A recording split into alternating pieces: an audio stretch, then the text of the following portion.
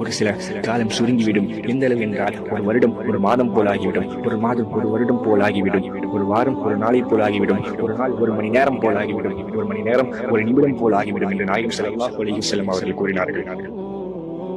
விவசாயமாக நடக்கும். எந்த அளவுக்கு என்றால் பெண்கள் நடுவீதியிலே நின்று விபச்சாரம் புரிவார்.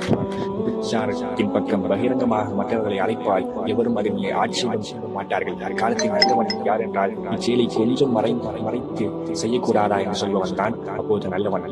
ஒரு காலம் ஒரு மது அருந்துவது அதிகமாகிவிடும், தாறுமாறாக அதிகமாகும். இது இல்லாமல் இருக்க மாட்டார்கள்.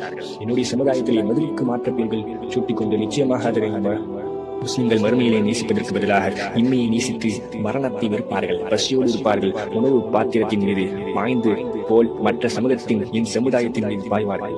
எதிரிகளை உள்ளங்களிலே முஸ்லிம்களை பற்றி பயம் இருக்காது. முஸ்லிம் உள்ளங்கள் கோடைத்தனமாக மாறிவிடும்.